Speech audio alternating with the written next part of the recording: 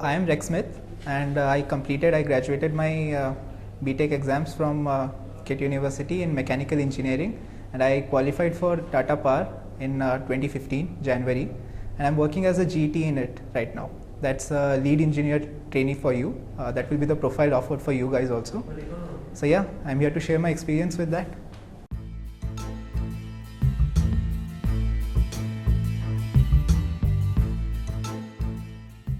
The eligibility criteria for nearly all Tata companies is like 60 to 65% throughout your career. They do not require much. They need to see if you have the ability to learn, right? They don't need to see if you can, they don't need to see if you can, write an exam and get marks. Do not take that wrongly. You do require marks for your higher studies, etc. But they still require a minimum gradient. That's why they put a 65 to 60% around. I'm not sure what would be the criteria this year, but that's that. Yeah, that's the eligibility criteria, and yeah.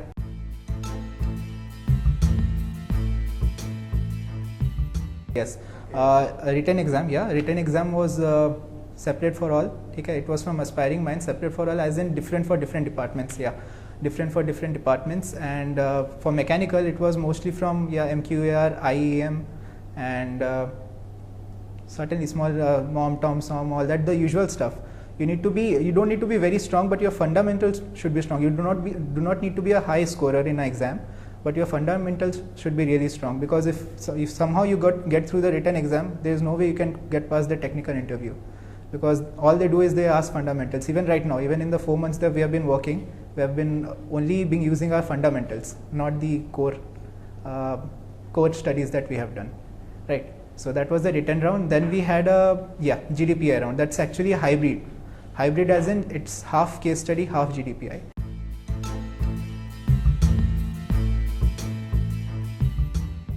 So we had a group of 12 members, 12 students sitting, whoever had qualified the written. There were 3 panel members from Tata. They were very high position people, so there is no way you can fool them. You have to be genuine, you have to be yourself, right? And so we had something like this. They give a piece of laminated paper in front of you, okay, and it was face down. So they would start from their left, okay. The first guy would turn their paper around. There will be a case written on it. He'll study it for 1 minute. That's important. For 1 minute, he has to understand everything written in it, and he has to memorize most of the important points on all that. Then you would be given around 10 minutes to explain that to the rest of the people, rest 11 people in the room. How you explain it, how much data you retain, that's the most important part, right? So use that 1 minute, very useful, very judicious. You use that 1 minute very importantly.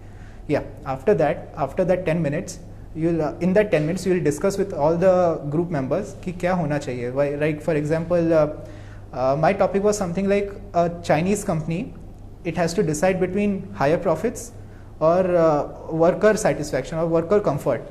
So if I give more comfort to the workers, I say like more off days, more holidays, less working hours, I lose company profits. If I make more profits, my worker will be unhappy, he'll be unhealthy, etc.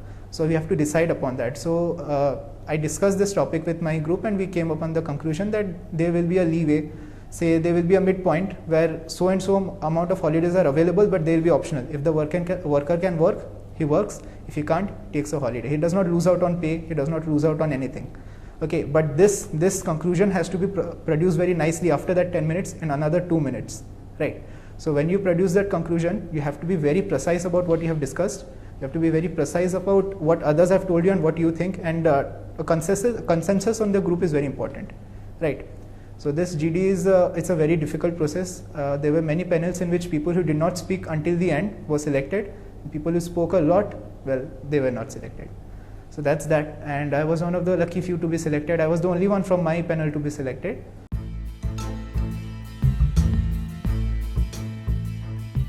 And then we had a technical interview in which a very high person from HR would be sitting, very high position person from the HR would be sitting, and one technical person, usually a group head or a plant head, very high position.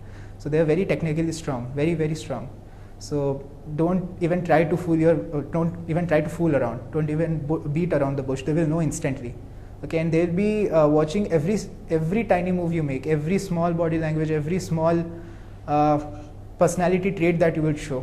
And at the end of it, they will not judge you a lot in your technical abilities. Yeah, your They will ask you obviously that fundamental questions, etc. They will ask you all that, but at the end of the day, they will judge you upon the person you are. You are not a good person, and if they can see through that, they will not take you. Not a good person in sense you cannot work nicely in a group, bad group dynamics, bad leadership skills, etc.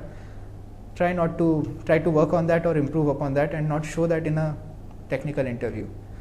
Technical and HR interview, they were both taken together, so that's that. So my interview was around 1 hour 10 minutes, a little longer. We talked a lot about my hobby. So it's very important that you know how to steer the conversation. I was scared that they would ask me questions from power plant engineering that we had in 7th semester, and since you have all gone through 7th semester, you know how much we have studied. So thing is that I was very scared about that, so I did my best to make sure the conversation went towards the part I'm strong in, that's error modeling. So we talked about it, and one of the HR members, he also did some error modeling in his college, so we had a connection there, and because of that connection, maybe I got selected for that reason.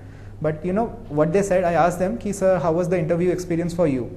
They did not say, ki, yeah, you know a lot about error modeling, you are very strong technically, you are a very good mechanical engineer. They said that we felt that you are a pleasant person, that you can work with people, that you can handle people. See, that is what's more important. That's where you will get selected. So that's that. If there are more questions, why don't you comment on the videos and maybe someone can ask me.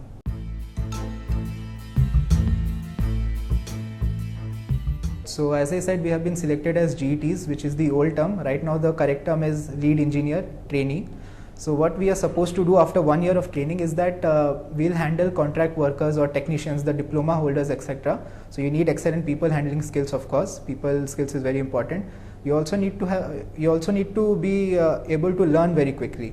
You see, in a power plants have been constructed a very long time ago. So long time ago that I don't think there are blueprints that exist anymore for every plant. So when you go to a section, you need to understand where this pipe goes, where that wire goes, etc. So you need to be able to learn very nicely, right?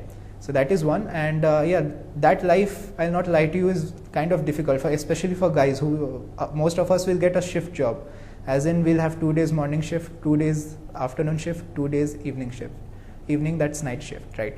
So, and yes, that is 6 days a week, and for 6 days a week, yeah, that's a difficult life. It's difficult to explain right now, but yeah, you need to understand that if you are really interested in working in a sector like this, then yes, you should go for it. And you also need to understand that this is not an automobile sector or a steel sector. The product you are making is not tangible. It's electricity. It gets consumed almost as fast as it's produced, instantly. It can't be stored. So you'll not be able to see the product you make. Mostly, if you are an electrical engineer, you will not see any moving parts, only bus bars, wires, etc.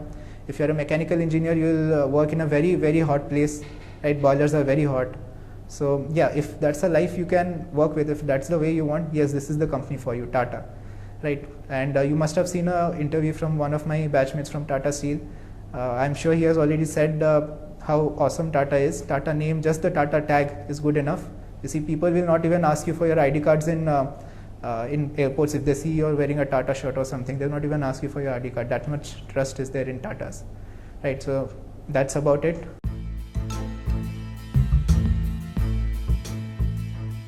Right. See, number one point, right?